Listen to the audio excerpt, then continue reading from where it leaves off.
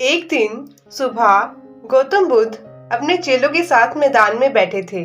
एक आदमी चुपके से आकर उनके पास बैठ गया। वो आदमी भगवान श्री राम का बहुत बड़ा भक्त था। उसने देश भर में भगवान श्री राम के नाम के अनेक मंदिर बनवाए। उसने कई साल भगवान श्री राम की भक्ति में निकाल दिए। वह हमेशा राम नाम जपता और उन्हीं का गुणगान करता था। वह काफी बूढ़ा था और अपने जीवन के आखिरी पल जी रहा था। इतना समय भक्ति में गुजार देने के बाद भी वह जानना चाहता था कि सचमुच भगवान होते हैं या नहीं। जब उसने गौतम बुद्ध के बारे में सुना तो वह अपनी उलझन को सुलझाने के लिए गौतम बुद्ध के पास आया। जब उसे लगा कि कोई उसे बुद्ध से बात करते नहीं देख रहा, उसने गौतम बुद्ध से पूछा, गुरुजी, मुझे सच सच बताइए, क्या भगवान सचमुच होते हैं या नहीं? बुद्ध उसे देखते ही समझ गए कि यह आदमी भगवान श्री राम का बहुत बड़ा भक्त है। बुद्ध ने आदमी की ओर देखा और कहा, नहीं दोस्त, भगवान नहीं होते। आदमी चौंक गया। वह पूरी जिंदगी भगवान में विश्वास करता रहा, पर आज बुद्ध ने कह दिया, नहीं, भगवान नहीं होते। उसे गौतम बुद्ध द्वारा कही गई बात पर विश्वास था। दिमाग में बहुत सारे सवालों के साथ वह वहां से चला गया। शाम के समय दोबारा फिर बुद्ध अपने चेलों के साथ मैदान में बैठे थे।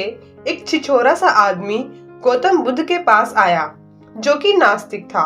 उसने हजारों लोगों को यकीन दिलाया कि भगवान जैसी कोई चीज नहीं होती।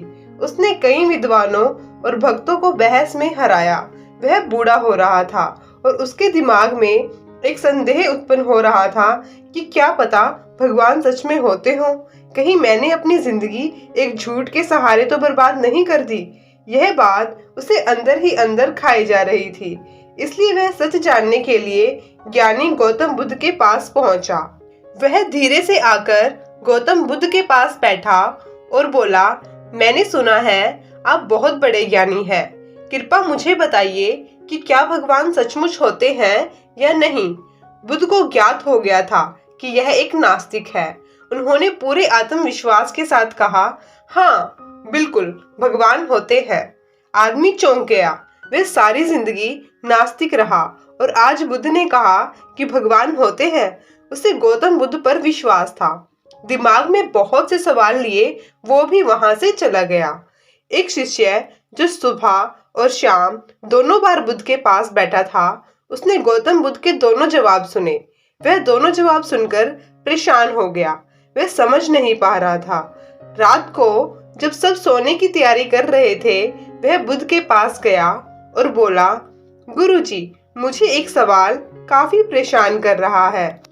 सुबह आपने एक व्यक्ति से कहा कि भगवान नहीं होते और शाम को आपने दूसरे व्यक्ति से कहा कि भगवान होते हैं। कृपया मुझे सच बताइए, भगवान होते हैं या नहीं? कृपया बताइए, वरना मैं रात भर सो नहीं पाऊंगा। बुद्ध मुस्कुराए और बोले, वो जवाब सिर्फ उनके लिए थे, तुम्हारा उससे कोई लेना देना नहीं है। पर अगर तुम फिर भी जानना चाहते हो तो मैं तुम्हें बता देता हूँ। जो आदमी सुबह आया था वो एक आस्तिक था। वह मानता था कि भगवान होते हैं, पर उसने खुद कभी जानने की कोशिश नहीं की। उसकी स्पिरिचुअल जर्नी खत्म हो ही गई थी कि जैसे ही मैंने कहा कि भगवान नहीं होते, उसके दिमाग में बहुत से सवाल उठने लगे।